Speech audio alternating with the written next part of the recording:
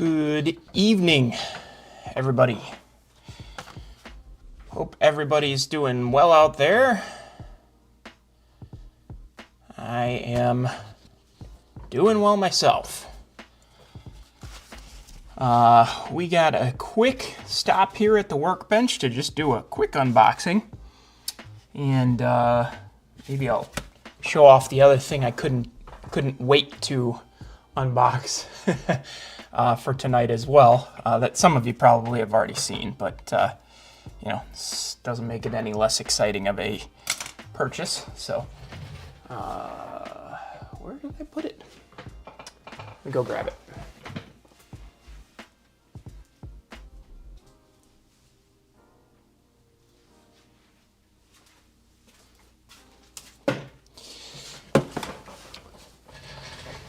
All right, so good evening, Garrett. Good evening, Rick. Good evening, Scott. Glad to have you all here, that's for sure. Hope you're doing well. So we'll kind of jump right into it here. This is, again, a package that I picked up from Fusion Scale Hobbies, so some of you can kind of probably guess what this is. Hey, Tim. Well, this one you weren't standing next to me when I ordered. All right, so here we go. These are decals for the salt hoppers. So I finally got those in, and how's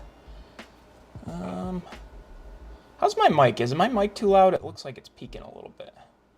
I'm gonna dial it back just a little bit.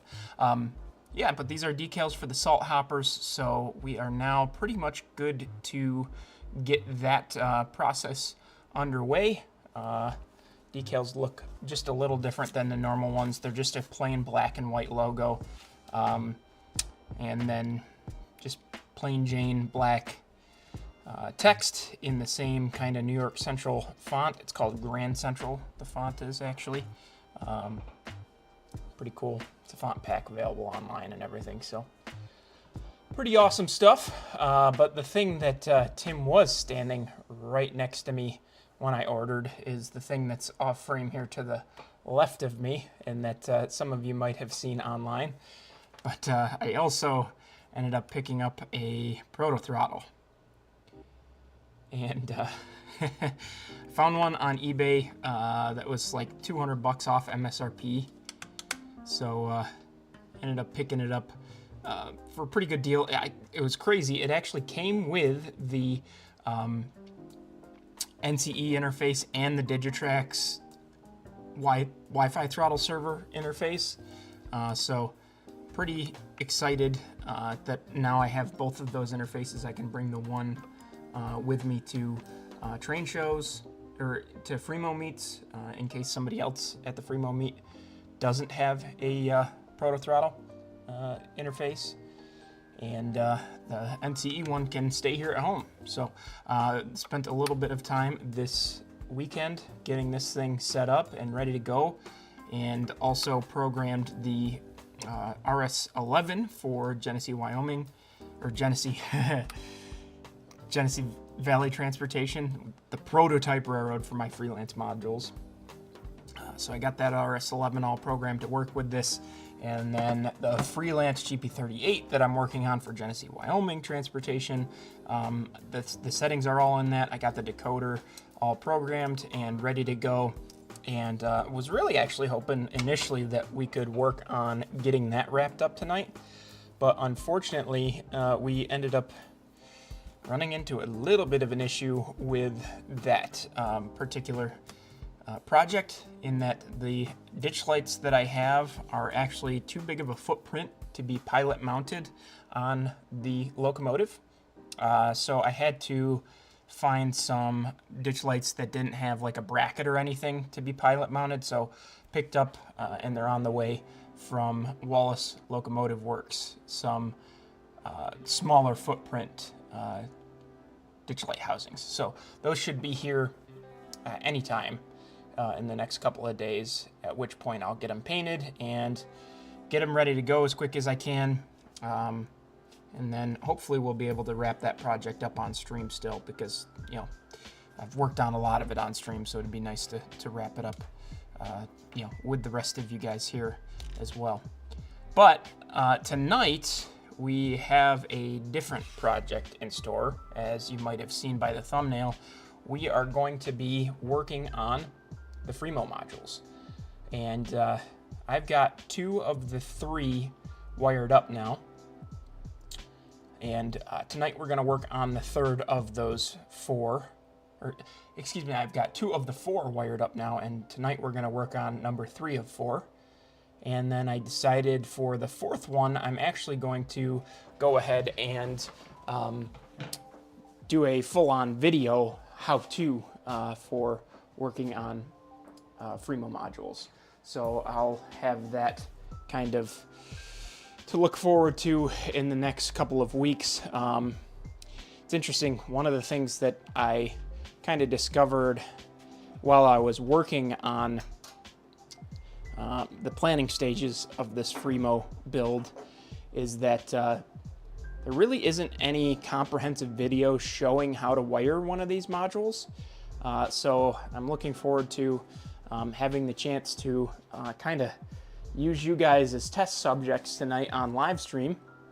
And then on the final Fremo module, I will plan on kind of doing a full video on that process. So I'll kind of walk you through everything we've got over here on the workbench that we're gonna use. This is what I use for the main bus. This is let me make sure I'm in frame with it. Hang on.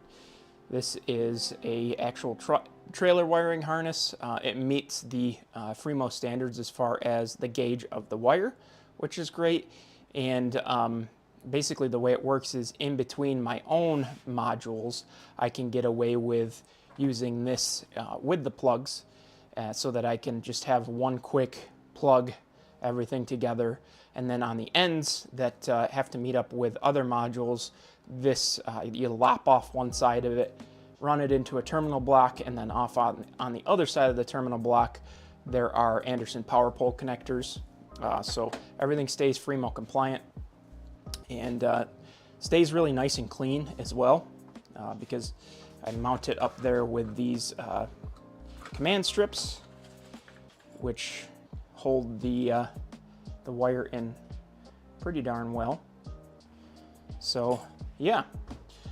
So first order of business tonight is going to be getting the pilot holes drilled for feeders, and then once that process is done, we will go in with the bus wire and get that taken care of.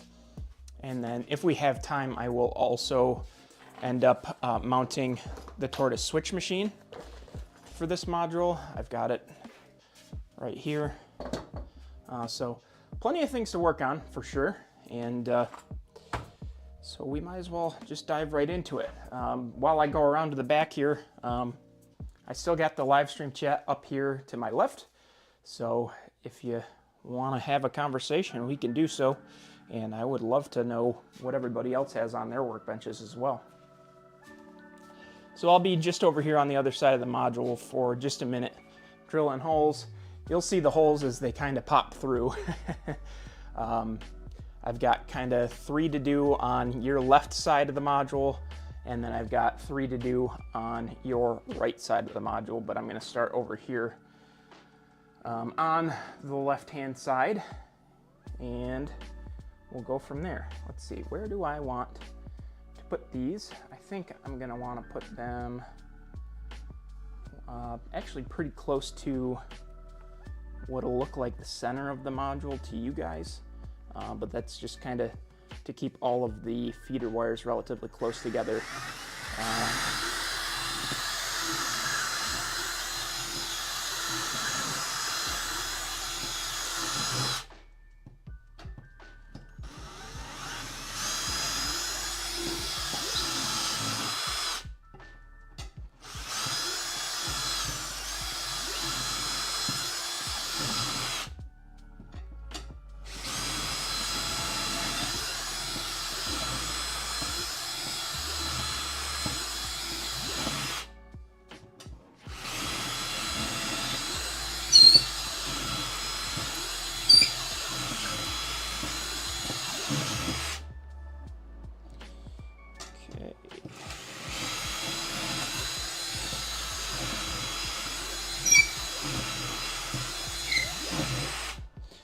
hopefully this is, the audio is doing a halfway decent job of filtering out noise.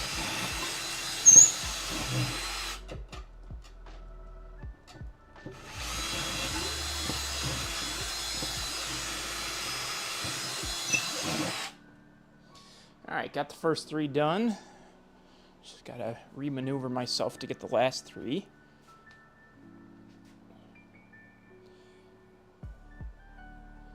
These 3 are somewhat of a challenge because I've got to make sure I leave myself enough room for the tortoise switch machine that's also going to be down here.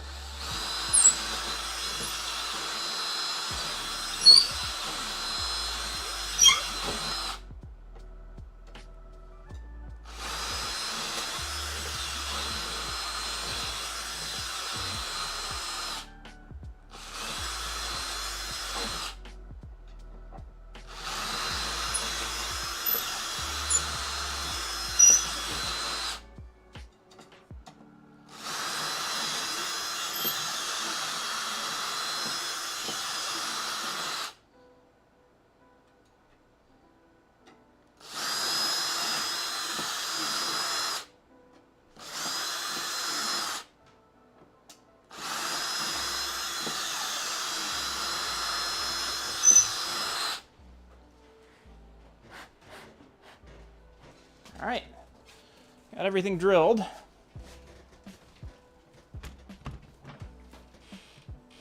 Just missed me drilling things, Garrett, that's all. So nothing too important.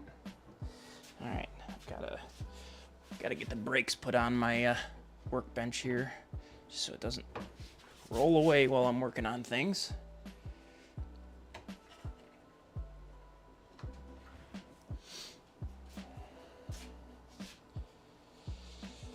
Okay, all right, so we got all of our holes drilled. Now that I have kind of a good idea of where all of my feeders are going to come through, I can kind of get a better understanding of where I want to mount my bus. I've been kind of offsetting it, so I think what I'll probably do is put it up here and then run the feeders up to it. Actually, let's see. If I have enough terminal blocks, I may end up using those and just running one feeder. And I do, actually, so that's good. Cool.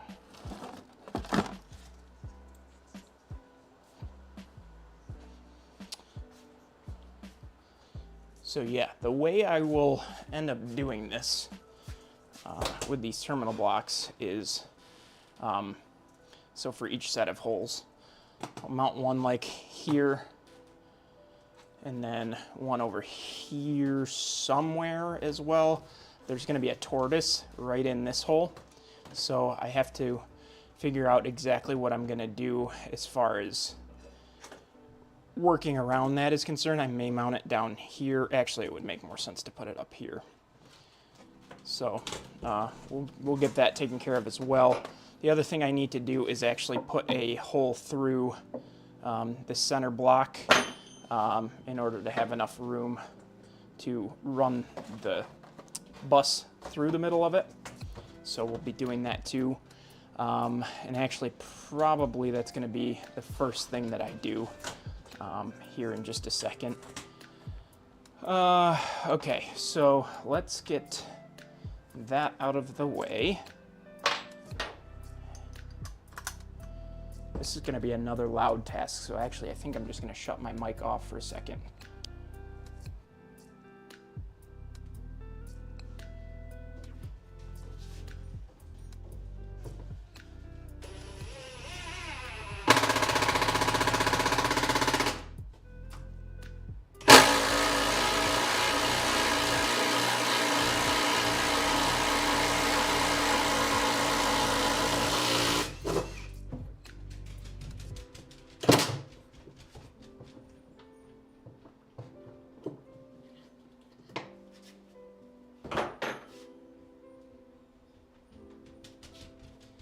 Also a really messy task apparently too.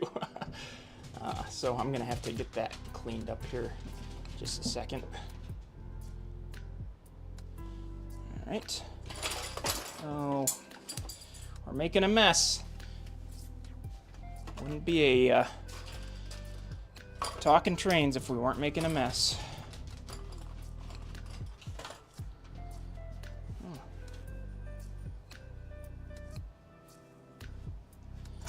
All right.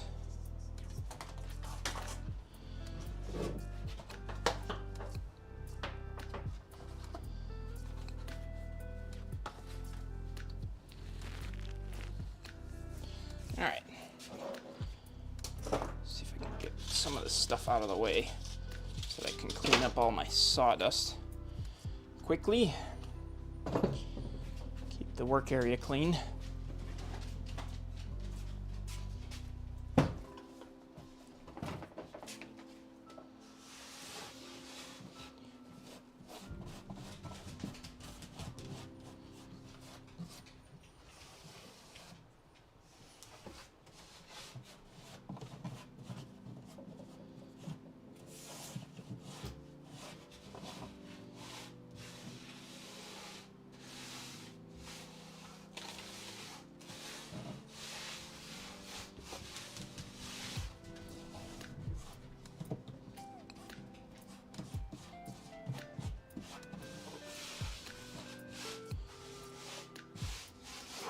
Wish I had just like a little handheld broom down here. I'm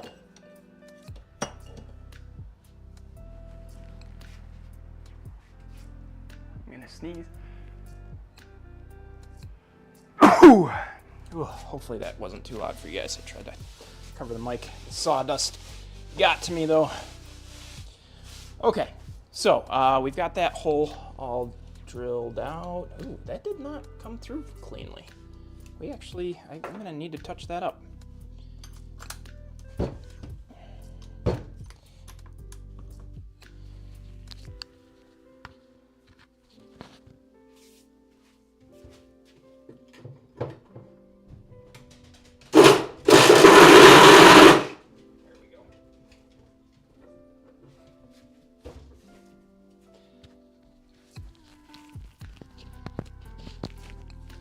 Okay.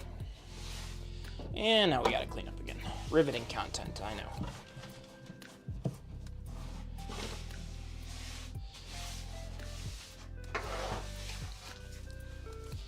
These Diablo chisel bits, they get through wood very, very easily, but they're not exactly the cleanest chisel bit in the world. But unfortunately, the normal chisel bits that I have, I don't have an 1 3/8 chisel bit. So kind of stuck using the Diablo one for this particular application, but oh well. All right, so now next step, I've got to get the trailer brake wiring harness out of the box here.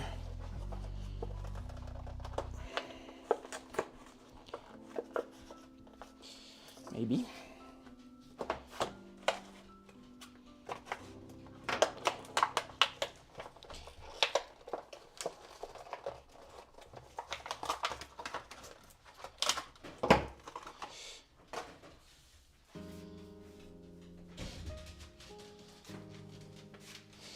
All right, everybody's kind of quiet out there tonight. What's going on?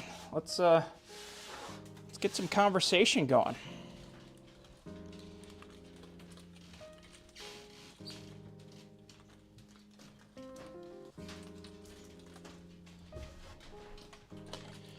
Had some fun chatting in the Discord today about Fremo stuff, trying to get a better understanding of what's kind of required for going to a Fremo meet, because I'm progressing really, really well with these modules. So I think I'm finally going to be able to get to the Sydney Fremo meet. So that's pretty exciting stuff. Just want to make sure that I put these in the right way.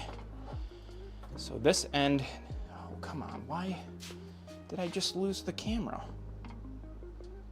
Oh, give me just a minute, guys. I don't know why that just cut out.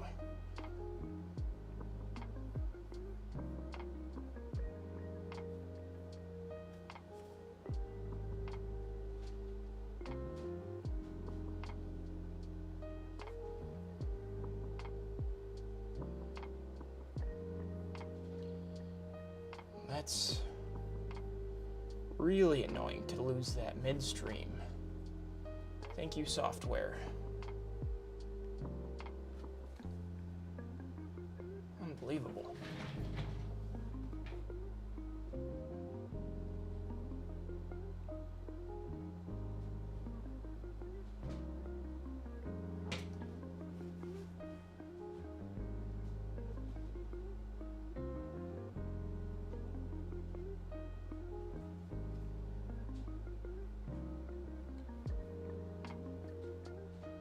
Oh my gosh.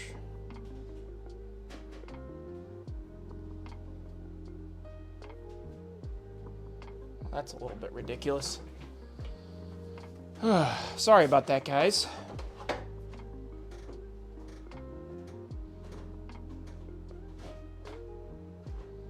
All right, Scott's working on some CAD for the locomotive shop. That's pretty cool.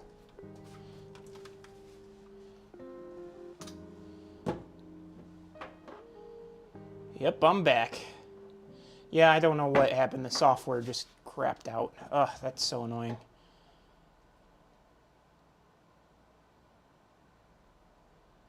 Oh, headlights on all the time on the RS1. That's fun, Rick. Oh, man.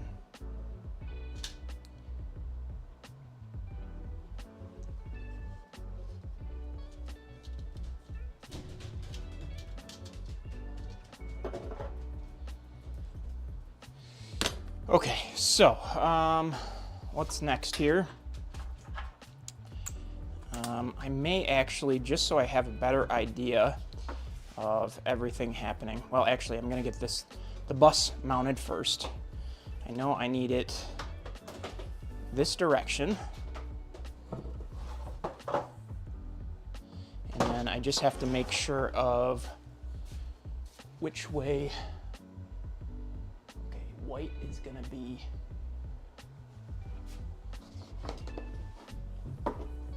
this way, I believe. No, it's going to be, hang on. Checking the other modules that I've got over here to make sure. So it's going to be this way, yes. So white's going to be down.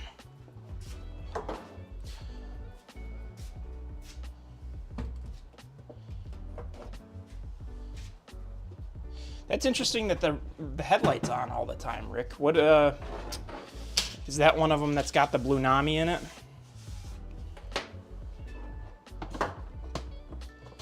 Okay. White down, we said. So, first things first, I'm going to get the command strips on this thing so that I can kind of have this cleanly up and out of the way. These things are working really well for me. I know, Tim, we had a brief conversation in the Discord about under layout mounting techniques, and I'm pretty happy with these. The only trick is that they're not like super strong adhesive right as soon as you put them on. You really got to let them sit there for just a minute, and then once you let them sit there for a minute, they are solid as a rock. So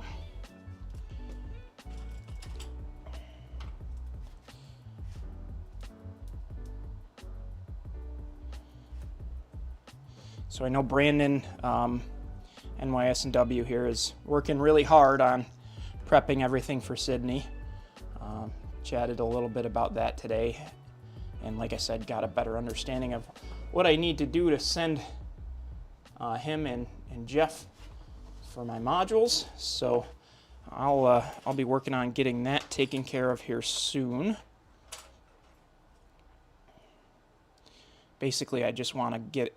I really want to push to have these all wired up this week as far as track power is concerned, and then next week I'm not going to be doing much,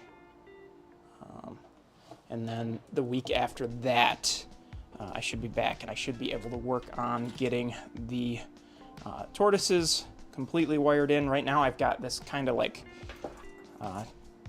test dummy zip plug ready to go so that I can test everything.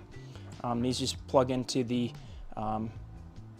accessory bus on the layout so that I can test a tortoise, make sure everything's good. And then, yeah, I'm just waiting for the actual switches I'm going to use to come in before I can finish up everything. Hey, Sean, welcome in. Glad to see you.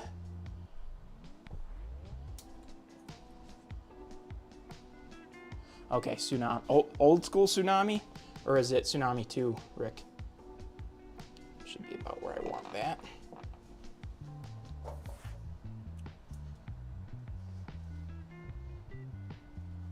Yeah, if anybody else is interested in attending Sydney, Brandon's got your info there. I know, happy to get more actual modules, but if you're interested in just Freemo in general, you can feel free to stop by as well, I believe. Right, Brandon? I mean, most Freemo events, if you just want to stop by and hang out for the day and check out everything, get a better understanding of how Freemo kind of operates, most of the time they're really happy to accommodate you doing that as well. Oh, that one did not have enough cure time. I think we're gonna redo that.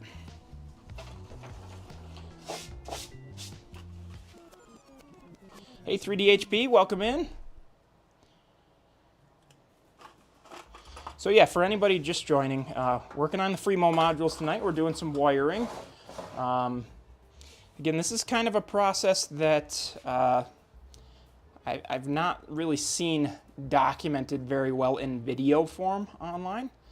So kind of using you guys as a test dummy tonight. And then when I go to do the final module in line, so I'll have had practice on 3 different modules, I'm going to make a comprehensive video on how to... Wow, that one didn't stick either. That's crazy. I've not had an issue with this. That was pretty dirty. That might have been the issue.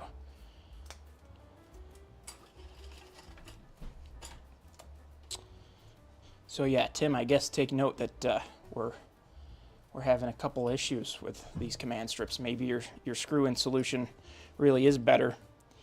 If I can't get these to stick reliably, I may be converting to that sort of solution too.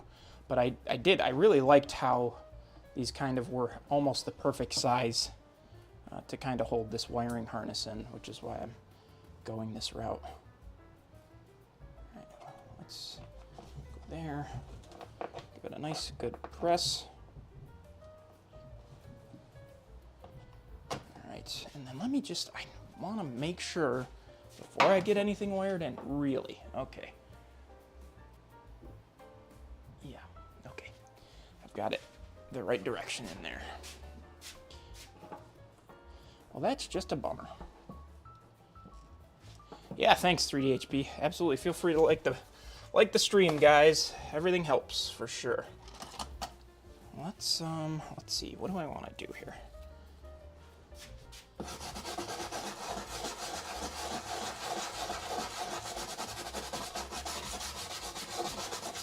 It's just a nylon brush that hopefully, maybe if I get just a little bit of tooth into the wood, clean off the dust, maybe it'll stick a little bit better. It's crazy though, because like these ones are solid. This one, I shouldn't have done that. But the other side of this one is fine. So I don't know what happened there. Very strange. Now I'm running through enough of these that I'm gonna have, not gonna have enough command strip left. Let me get a piece of paper towel.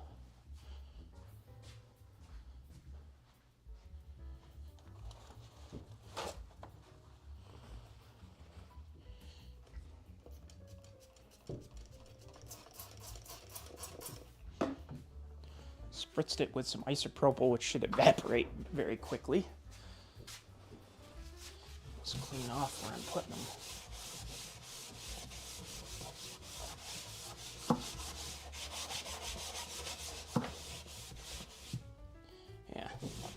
I don't know what, some sort of tannins rubbing off there. That's fairly unimpressive, that's for sure.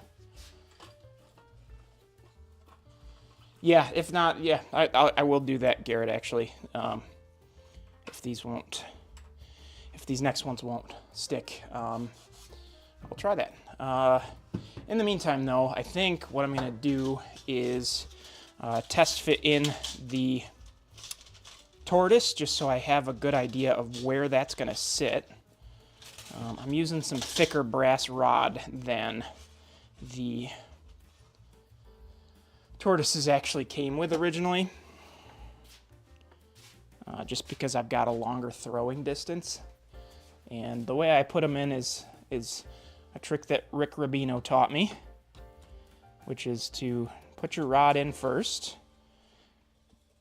and put like a 90-degree bend on it so that it doesn't come back through the hole.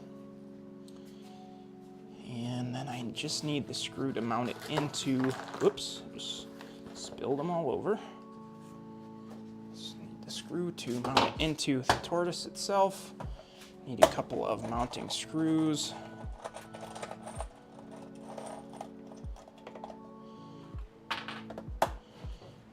And I need my Phillips head, which is where? Thought I was prepared for the stream.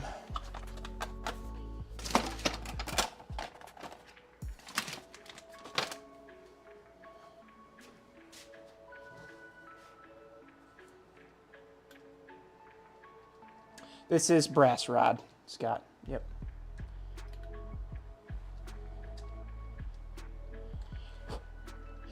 You heard right when I'd said brass. Yep.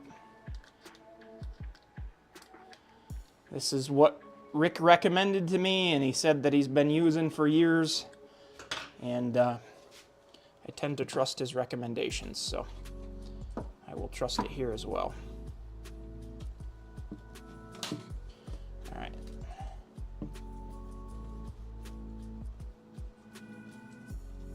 I do understand, of course, that brass is a softer metal, but so far it seems to be working fine for me. And if for some reason it doesn't, throw rod replacement is very simple and easy, so you can always do that. All right, so let's make sure that this is going to be kind of a good location for this. I'm just going to mark out my stuff and then come around to the side, and I just want to make sure that the points of my switch on the other side of the module here are centered, which is kind of the one disadvantage to working on this thing on its side, is that gravity wants to stop my switches from being centered as I'm working on them. Let's see. How's that look? Pretty happy with that. Don't know. Hopefully I've got enough throw distance. I may, excuse the,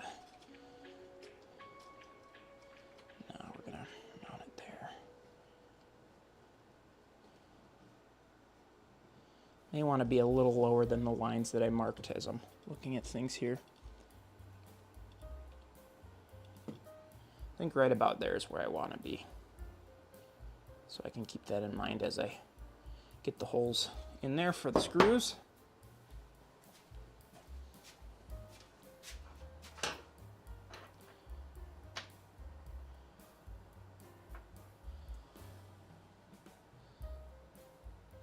I trust the metal.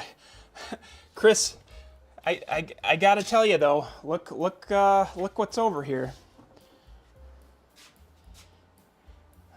I've now been converted. I'm using flux now.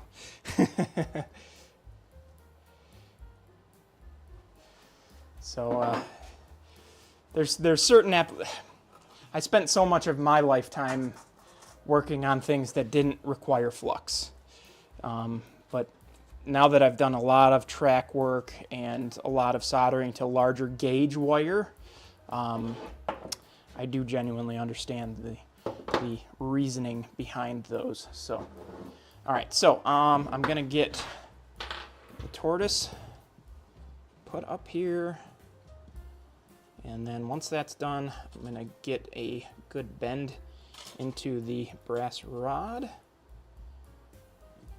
so that I can finish that part of the process.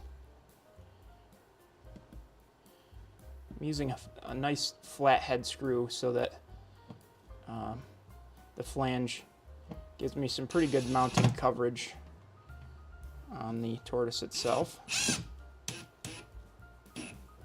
Okay, there's one.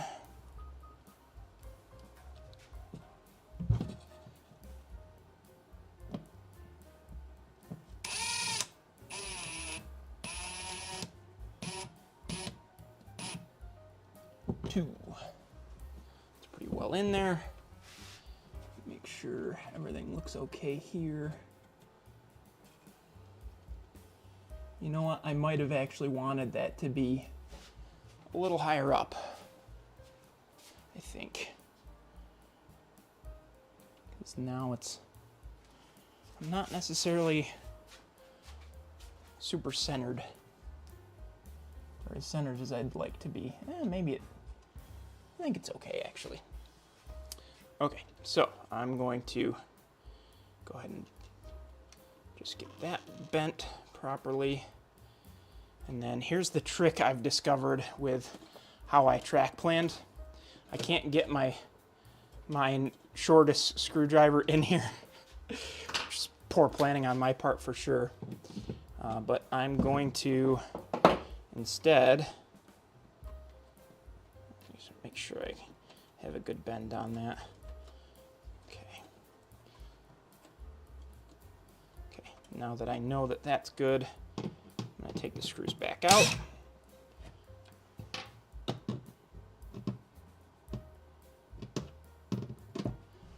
Come on. There's that. And then I'm going to get the excess wire cut off of this. And then because I've got that hook on the other side, I don't really have to worry about this going anywhere. I can now come in, get this tightened down all the way. Okay. And now I can put it back in place. And actually, I may just try to adjust it a little bit, which I can do because the screws are offset from the little notches themselves because it's got such a big flange on it. So I'll set it up just a little higher than I had it. Okay, there's one.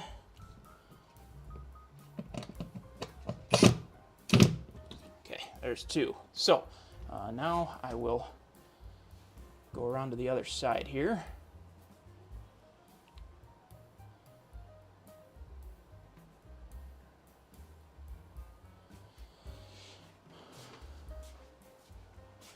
And let me just see if I'm getting a good throw distance by manually throwing the turnout. Oh, you know what I didn't? Oh, I didn't.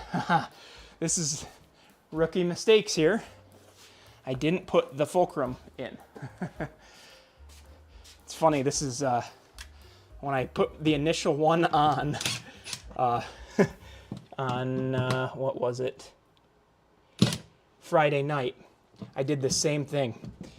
And I had sent a picture to Rick and then had a phone call with him. And then right after the phone call, he texts me and he's like, I just realized you didn't have the fulcrum on that thing. I was like, oh, no wonder it's not throwing at all. Alright, so should be able to still just work it around the brass wire, even though it's bent. Maybe. Am I going going the wrong way? Yeah, I'm going the wrong way. Woo! Flinging it. Yeah, I mean, as far as the, steel versus brass wire, brass is definitely a softer material, but I don't know. I think in this application it should be fine. I would imagine so, at least.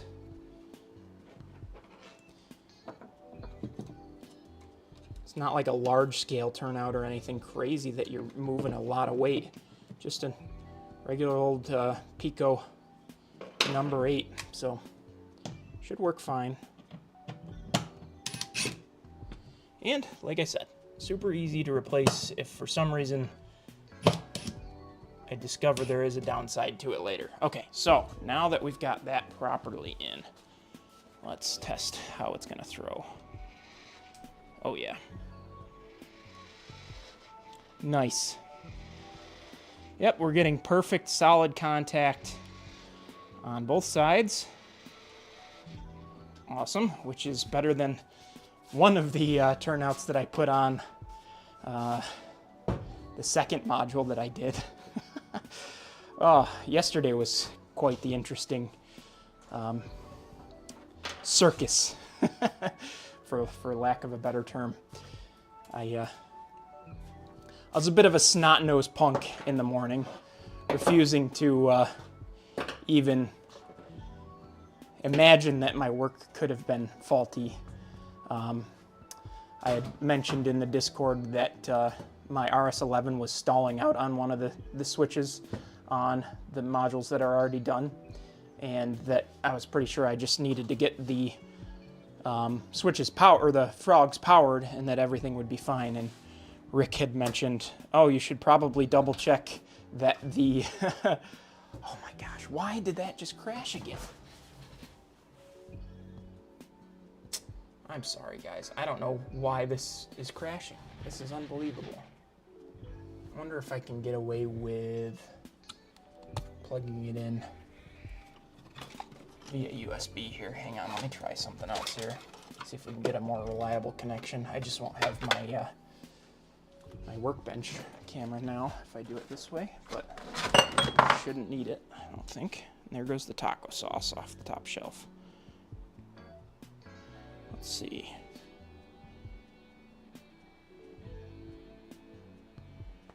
I don't know that this is gonna work. Let's see.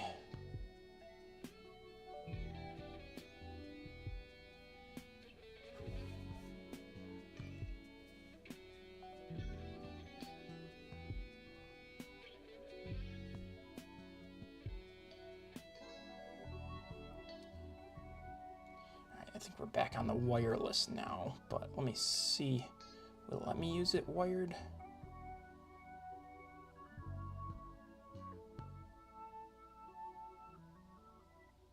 Well, if the wireless is going to work, I'm just going to put it back on the wireless, and we'll hope for the best here. I apologize for the stream issues here. I don't know why I keep losing the camera. It's a big bummer. Are you kidding me? Did I? No, we didn't lose it again. Okay. Well, let me just double check. I've got it on my end. Okay, yeah, we should be good. I've got my phone just watching the stream as well, so I've got the chat over here at the workbench, so I'm just as delayed as you guys. But yeah. Okay, so we've got the switch machine on. We've got it working. Apologize again, like I said, for the stream delays. Let's see if I'm going to get these to stick, or if I just need to bite the bullet and use some super glue, like Garrett suggested, which I'm happy to do if I need to. Give it a good press in there. Okay. Leave it for a second there. All right, where was...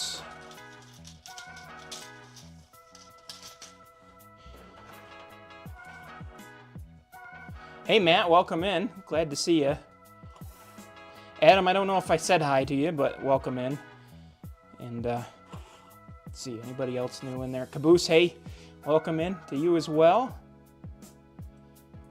I hear sirens outside the house. Hopefully everything's okay. I know a couple weeks back during the stream, Adam had some commotion outside of his place that we were all speculating on. Can't remember what ended up being the cause of the commotion, though. I don't know where... I had one more clip up here, and now that seems to be gone. I guess I'll get a fresh one out. Find the other one.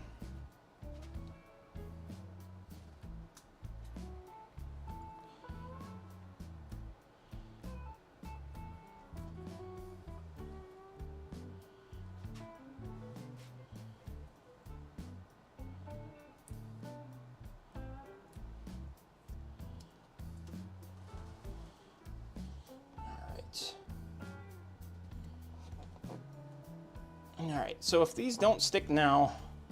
Oh, I found the other one. That's funny. Still on the bus wire.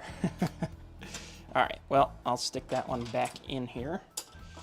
And then let me just get rid of a little bit of garbage here, keep the workbench clean.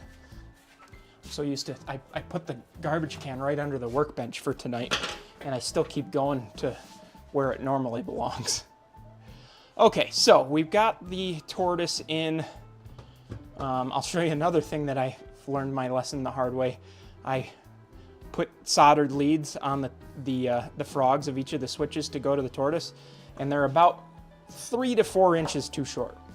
So every single one of these now, as I'm powering up the tortoises, I'm going to have to put 3 to 4 inches more wire back on these, which is really a bummer, you know, adding that much work, but...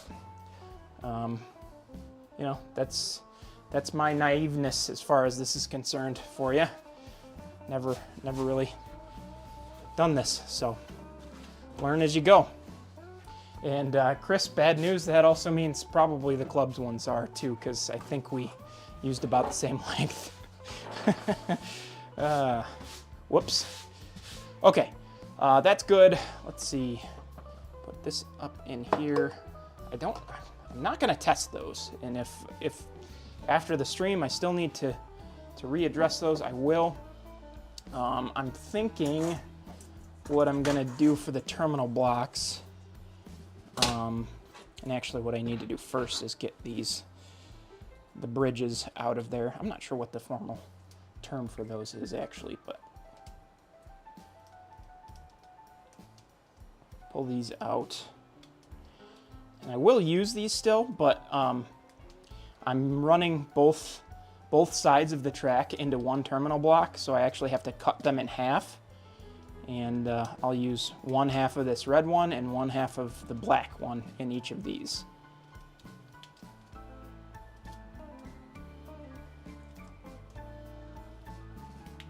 But I think it makes for a pretty darn clean setup when everything's said and done.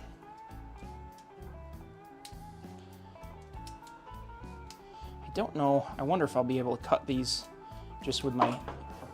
okay, so it's super glue time. Got it.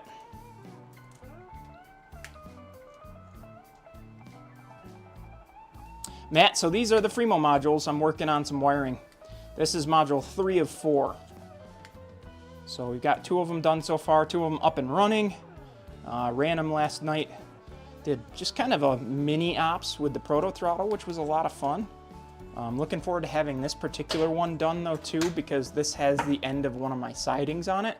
So the transload siding is actually slightly short right now. Let's see, 2, 3, 4. That's all I need. So let's see if it's gonna, hey, look at that. I can cut it. 1, 2, 3, 4.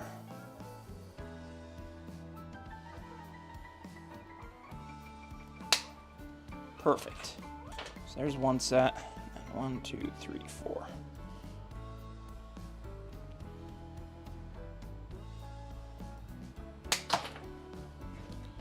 exploding on me. There's another. 2, 3, 4.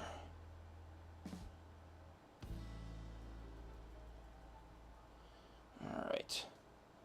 Okay, so we're going to play another game tonight, which is every time I've mentioned this person being missing from the stream, they've showed up directly after. And I haven't seen him pop up tonight, so I'm wondering where Dennis N-Scale Train Boy is, but let's see if just mentioning his name is enough to get him to appear here, because it might work. Okay, so let me get these reattached. Yeah, Matt, I got a proto throttle. That thing is so much fun.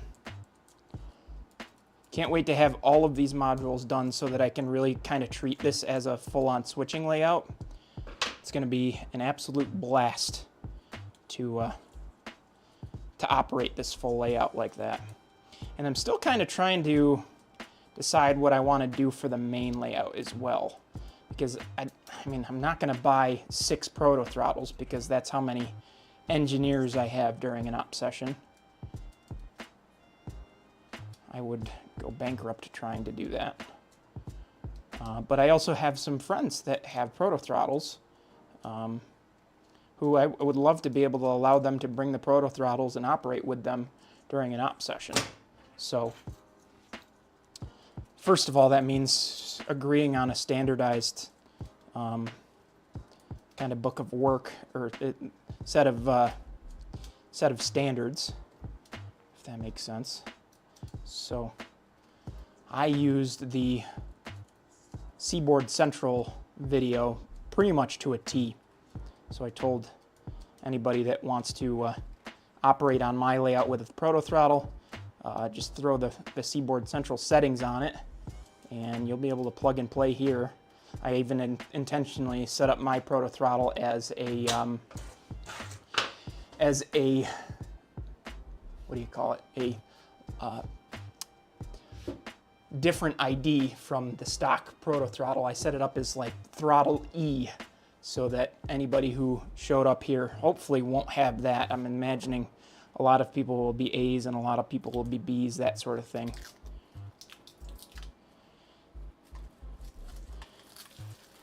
All right, so let's drop some feeders in here, and actually before I do that, let's get this taken care of.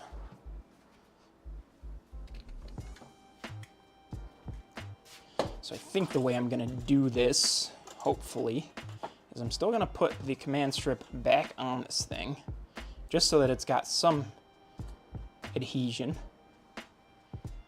And then I'll put the super glue on the command strip itself. So I'll make a nice big mess out of everything.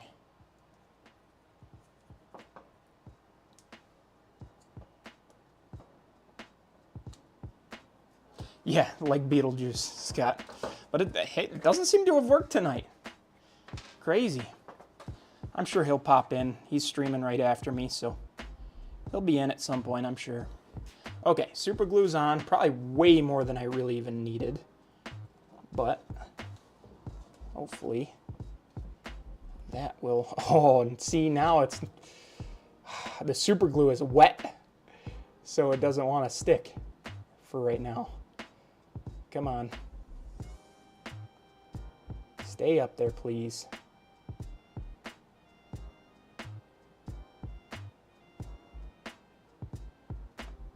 Okay, I think... Don't touch it. Okay, so, I've got my... This is 20 gauge stranded wire. That's the standard for Fremo for the feeders. So that's what we're using here. Well, this is nice. I thought it was kind of glued together, or however you would call it. But it's not. It's just separate on there, which is nice. So, yeah, we'll get some feeders fed right through here. I might need to do this from the other side. No, I don't need to use... Do I need to do it from the other side? Let's see. Oop.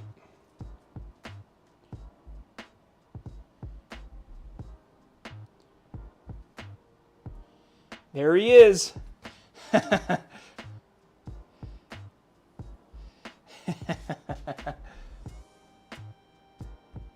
Delivering a kitten to your grandma. Oh, man. That's crazy. Okay, I do got to work from the other side here. I'll flip the chat around so that I can see you guys. Unfortunately, this might not be the most riveting content for you guys because I can't really flip the whole module around to work on very easily. Or at least I'd rather not. Because once I'm done over here, I've got to flip it all back. All right, so let me just double check. Okay, red wires are going to be the top of each of these holes, and then black will be the bottom.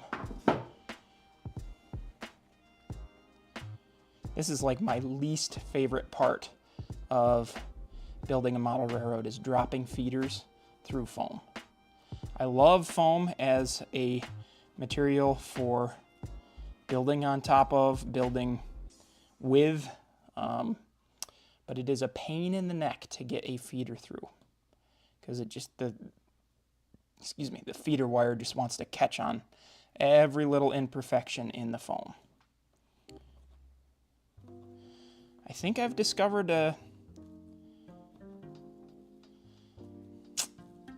well, I say that, and then what I was hoping was going to work, it doesn't. I've been trying to kind of twist it as I send it down the hole, and sometimes that seems to help get it through a little bit easier, but in this case, in this particular hole, it doesn't seem to be working. So let me go get the drill, and I might have to kind of clean up these holes a little bit.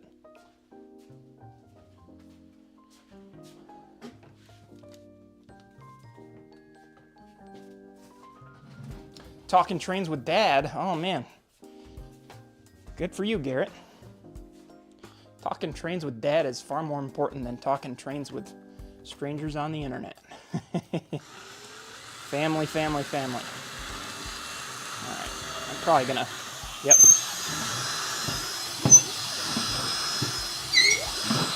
Sorry for the squeaks. All right, let's see if that's good enough. I noticed when I did this this hole initially, I didn't come through it very square. So hopefully now, I think I just put a whole nother hole in that side of the thing. Oh yeah, right on through now. Beautiful. You guys should see it over there. Ta-da! Okay, and then we'll get this one done. And then, oh yeah, I gotta get the terminal block itself mounted over there so that I can, oh, that one went right through, beautiful. Okay, so I'm gonna pop back around, get the terminal blocks mounted so I know exactly where I gotta run these leads to. Switch the chat back around because I'll be over here for a minute.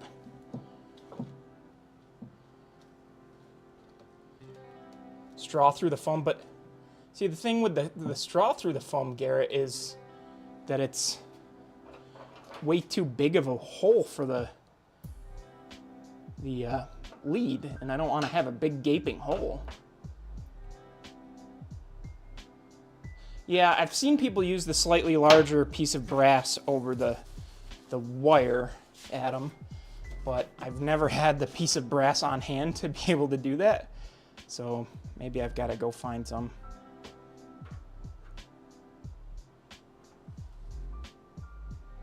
Whoa, holy cow.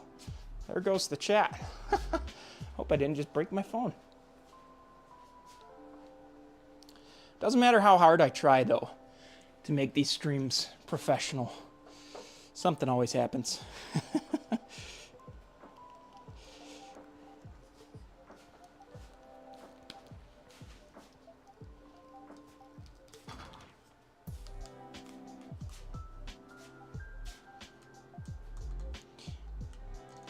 Phone down. All good. It's working still. This Joby little stand was made for 2016 smartphones, which were much, much lighter and much, much smaller than 2025 smartphones, excuse me. Okay, so I'm gonna get those terminal blocks mounted. For the one over here, it really doesn't matter where I put it. I'll probably put it here-ish. And then the one over here, I'm going to have to get creative with. I think I'm going to put it like here. Yeah. Let's see. Might end up being like here. Yeah. Because then I can, all the leads are right up here. So I can bring them up and over, put them in one of these things to kind of corral them. Do some quality wire management that Garrett will be proud of. And run them in there. I still need to go out and get I'm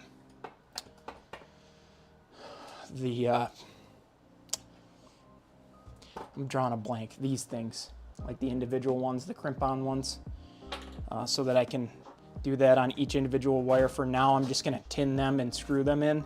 But the intention is every single one of these that's going into a terminal block will have, oh, spade connector. That's what I'm thinking of. Yeah.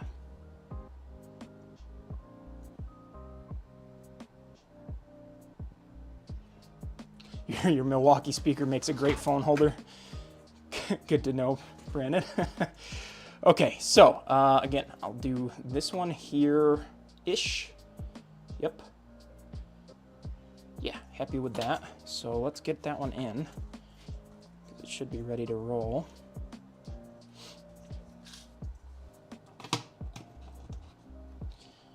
And this will be nice and clean because I can just home run each individual one. Oh, come on. The brakes are supposed to be on this workbench and it's still rolling. Whoa! I gotta take this off the fastest setting. Don't have the touch. Ended up cracking it. You know what? I want it a little bit higher just so that it's kind of centered. And it doesn't really matter because that hole will be covered. Hang on, guys. I see that it went dead again. I don't know what's happening there. That is so frustrating. It's back again. What is going on?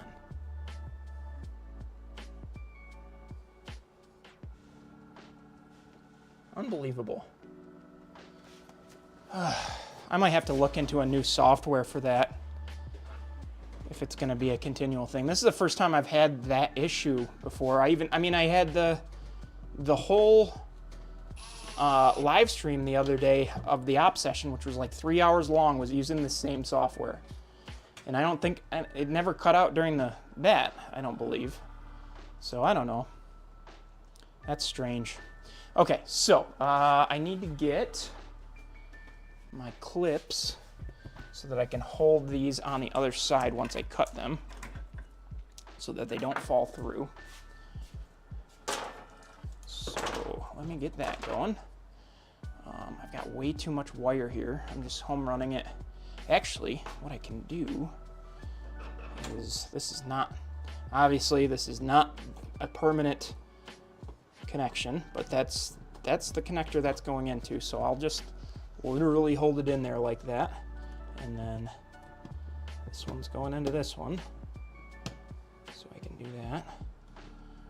And then that's about how much slack I need. I can push the slack out that I don't need for this one.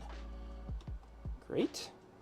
Okay, now I can go around on the other side, cut them and clip them. And then while I'm back here, I will work on the next two set of wires as well. Leave a little bit of slack out here, just to be safe. I should have worked from the bottom up, because now these wires are going to end up in my way as I'm working on the next set. Should have thought about that. Whoops.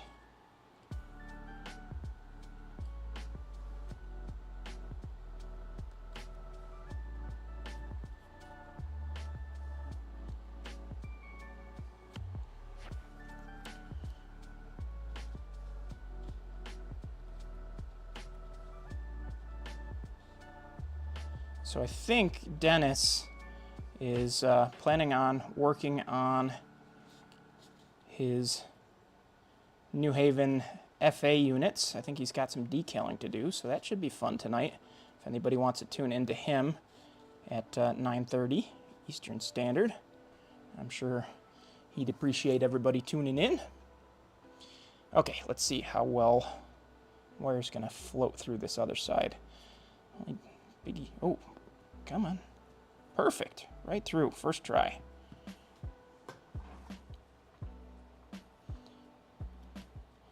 All right, let's see if I'm not lucky with the other one here. Hot dog. Okay. Yeah, so the only disadvantage to working on that side now is I'm too scared to move the phone back over there to make sure you guys don't lose the stream. Okay, so I'm gonna lock this in.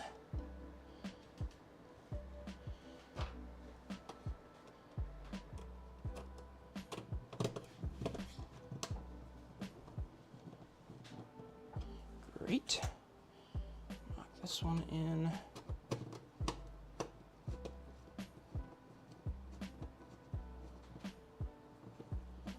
Oh, the FB too. Sweet. Hey, Matt. Welcome in. Glad to see you. 2 Matts in the house now. It's a dangerous combination. Too many Matts in one room can be a problem, you know.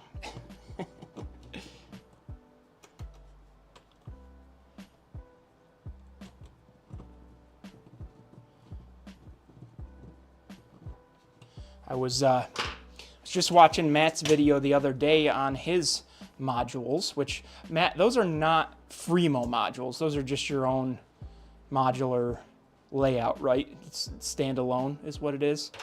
But it looks pretty darn cool. I'm excited to see more from that. It's Baltimore on Ohio 26th Street Yard, I believe is what it is.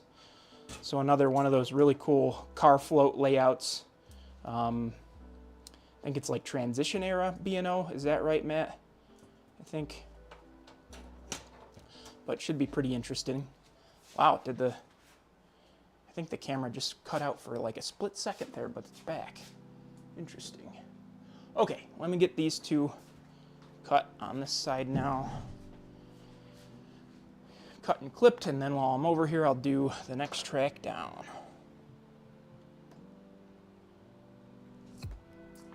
Actually, feeling like living life on the wild side. I'm not gonna clip those ones in. What could go wrong?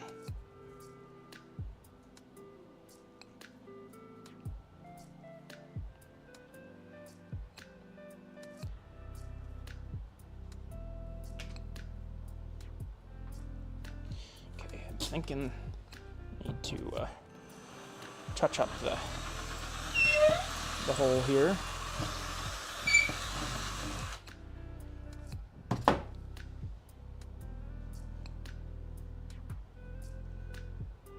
So, fun fact, and you guys will likely just shake your heads at me for this next bit of information.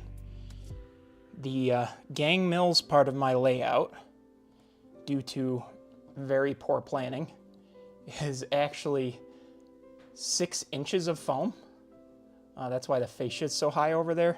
I had intended to have a grade coming down from the bridge, but it was going to be way too steep. Even, you know, to come down 2 inches was going to be way too steep, especially for a, you know, switching area like that. So it's 6 inches deep, and I had to run feeders through all of that.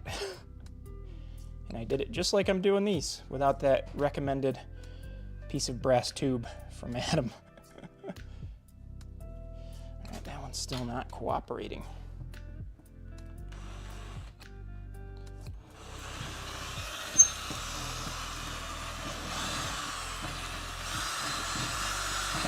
But yes, long story short, that was an immensely frustrating experience, and that brass tube, I would definitely be willing to try at the very least.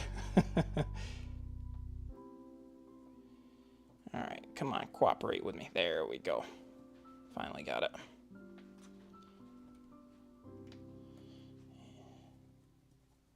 Hopefully this top one will cooperate a little bit better.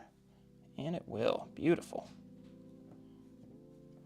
Cool. All right, let me get those ones mocked in.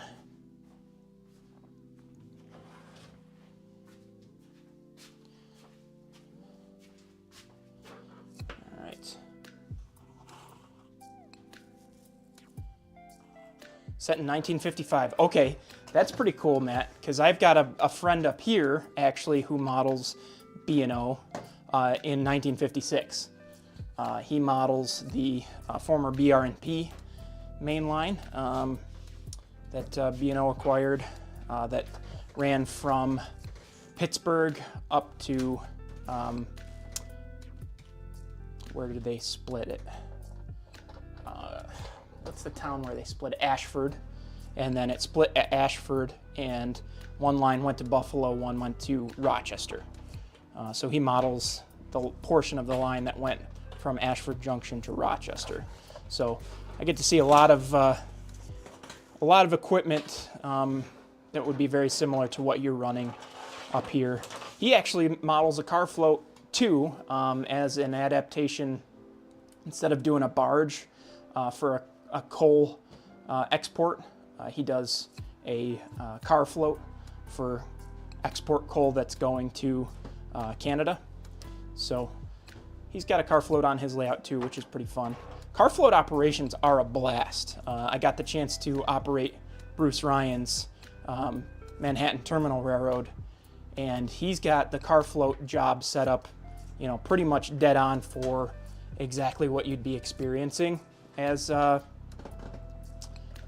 you know, an operator. You know, you've got to unload it specifically to keep it balanced so it doesn't capsize and everything, which is really, really cool. And Rick, who might still be out there in the chat, was telling me about another guy locally's layout, who he actually mounted his car float on a big long dowel so that it would capsize if you didn't actually unload it properly, which is really cool. And poor Rick, the story he was telling me is that he found out the hard way how to properly unload that barge or that car float, because he capsized it as a young lad who didn't know any better.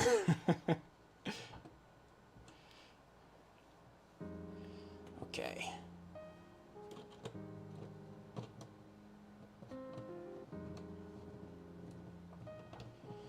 Okay, so there's those ones all mocked in. Looking at the time, I'm thinking we've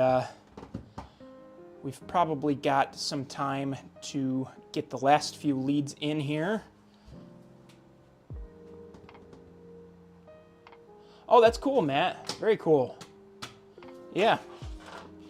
I'll probably drop in for a couple of minutes. Usually Dennis here, N-Scale Train Boy, and I tag team, so he goes live at 9:30 tonight as well. But I'll stop by for a couple minutes on your stream for sure, see how ops is going. Depending on how late you go too. I know Dennis, you're usually done by like 11-ish Eastern Standard, right?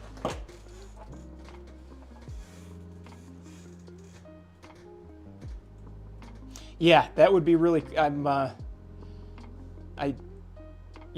that'd be really cool to take Heath's car float job, kind of be able to compare it to how Bruce's goes.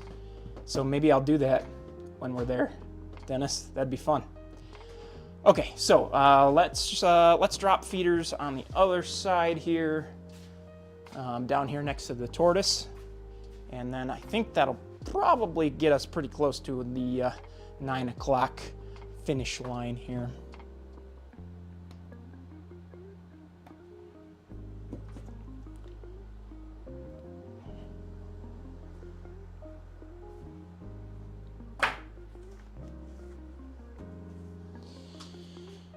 All right.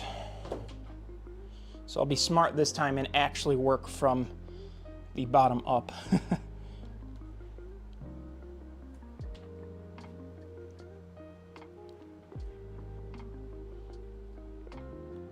Oh, so I think I started telling a story earlier and didn't finish it, but Yeah, so the module 2 of 4, when I was working on that Saturday, I ended up installing the tortoise where the throw wasn't going far enough, and I insisted that that wasn't the issue why my locomotive was stalling, but of course I checked after the fact based on Rick's recommendation and found out that that's really what it was. So I had to take the switch off and reinstall, or remove the switch, remove the tortoise, drill out the hole itself a little bit further because there was no room for it to throw properly. And then once I did that, once everything was reinstalled, it ended up throwing properly. So I went to go put that module back onto the other module that's done.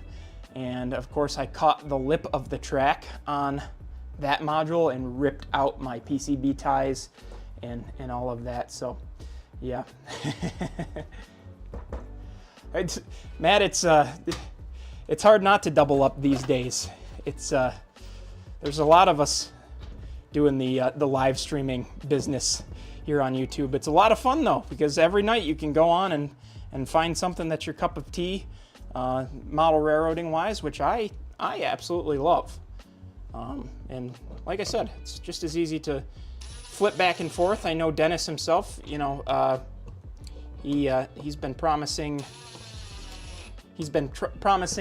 Trackside Mike that he'd get over to the Off Tracks Monday stream at some point, which is at the same time as mine. But you gotta stream at whatever time works for you, and understand that we're a community full of understanding individuals that aren't going to take offense to somebody else streaming in the same time slot as them. The more streams we've got going, the better it is for the hobby as a whole. That's the way I look at it, and hopefully you and Dennis both do as well. All right, I just pulled way too much wire through there.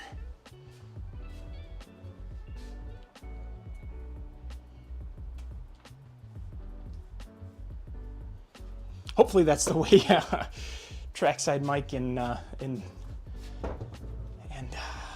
what's the other gentleman's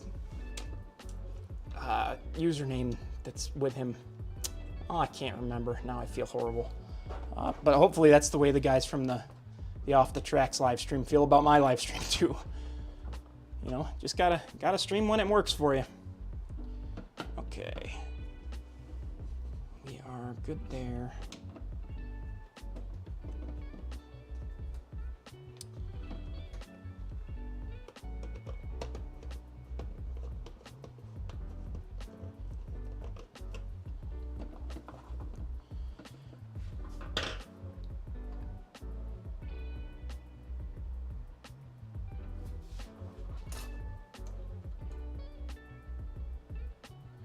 Atlas Rescue Forum?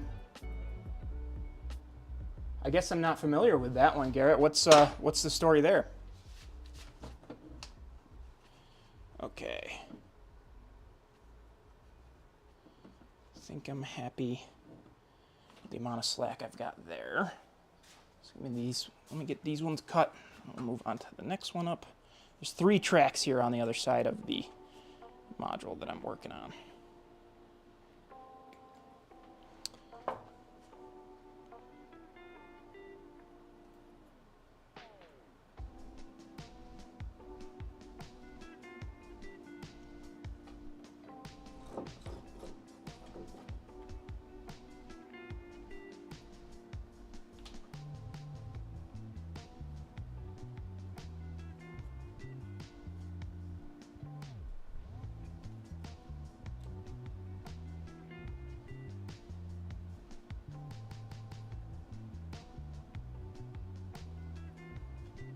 Come on. I was having a good run of luck not needing to re-drill anything on these ones. Come on. Nope, not gonna be that lucky on this one. Oh, where'd I leave the drill? Here we go.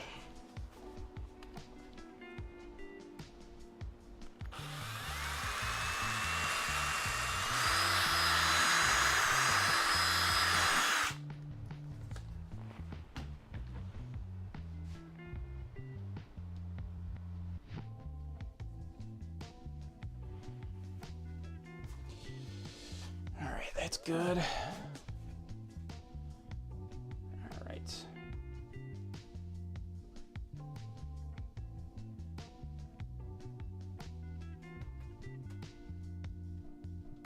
Yeah, that makes sense, Tim. It is kind of hard to keep something like that up to date for sure.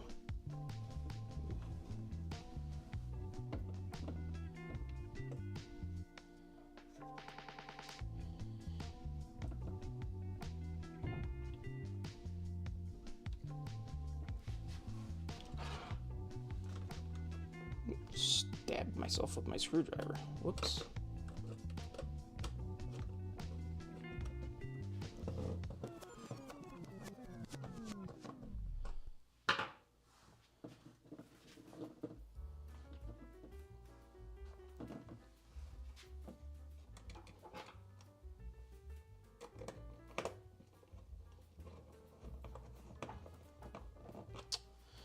Yeah, I hope, that's kind of the way the rest of the YouTube modeling community feels too, because seems like for the most part, everybody in this community is just really good about understanding that it's a high tide raises all ships sort of deal. And I love to think about it that way, that we're building a community that's good for all of us. It's good for the hobby as a whole, and growing the hobby as a whole.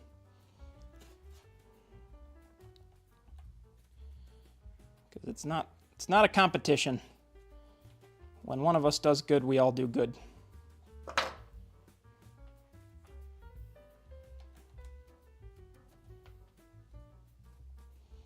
And on that note, I should mention, that it's cool to collaborate too. And if anybody's interested in collaborating on a pretty interesting project, Dennis and maybe Matt are involved with a pretty neat one as well through Upload Express Modelers. Again, if anybody out there wants to be a part of it, there's still plenty of room for you if you're a content creator. Just contact uploadexpressmodelers@gmail.com and I'll be happy to provide you all the information that you could ever want.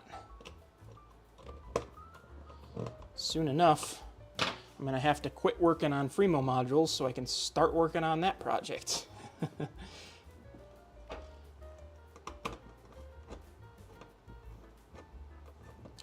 Okay.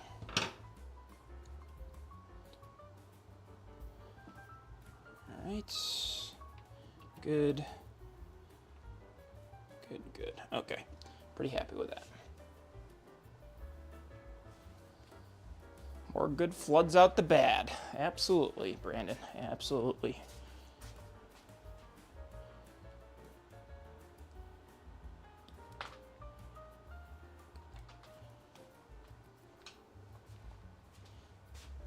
All right, so that's all of our leads dropped. Pretty happy with all of that. Let's see, what have we got? We've got 855. Well,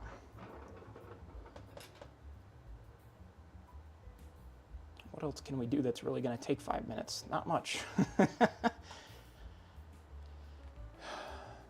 I guess I can prep the buses themselves, which I just need this for.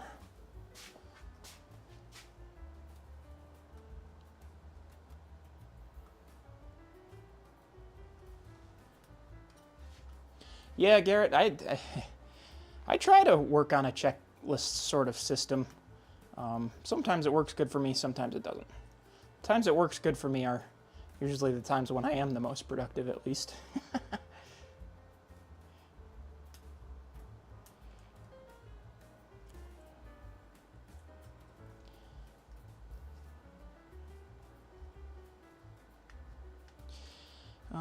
Okay, so I'll show you kind of basically the two wires that I'm using for the buses themselves are the brown and yellow here, which are these two interior ones. And then these two exterior ones, that's the accessory bus. The only thing that'll end up plugged into that are the tortoises. And if I ever decide to do any sort of lighting stuff, Yeah, no worries, Matt. I know you've got plenty to keep you busy, that's for sure. And like I said, the Upload Express thing is the goal is to keep it more than just this one project. So I'm hoping that it's a group of content creators that collaborate together for years and years to come on various different projects. So even if you know, you're not an N scaler per se, you know, maybe something in the future will come up that will be of interest. I'm not an N scaler, but this N scale project I'm all in on, that's for sure.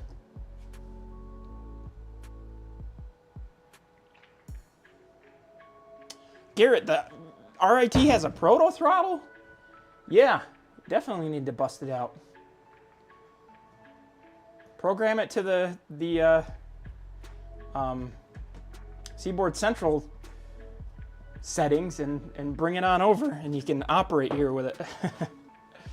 I really gotta figure out what I'm gonna do as far as locomotives for the main layout are concerned, because I've gotta strike a balance between locomotives that are set up for normal operations and proto throttle. So I don't know.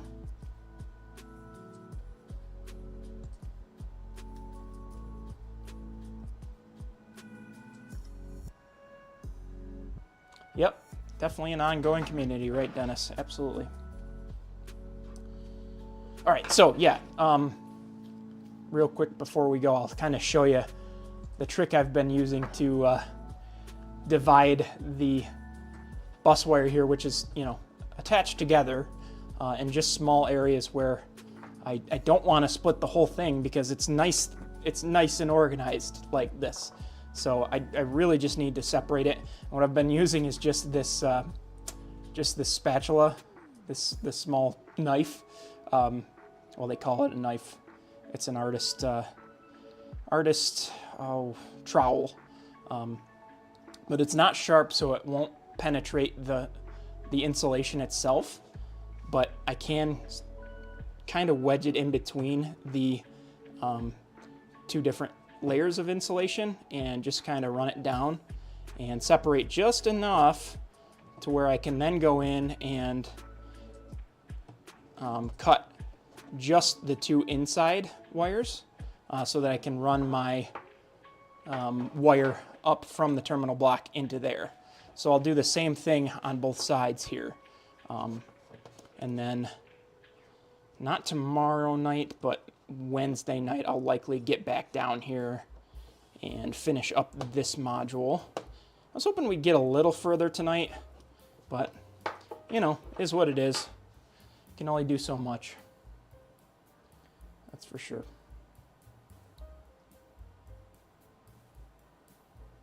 No locos are set up for it? Yeah.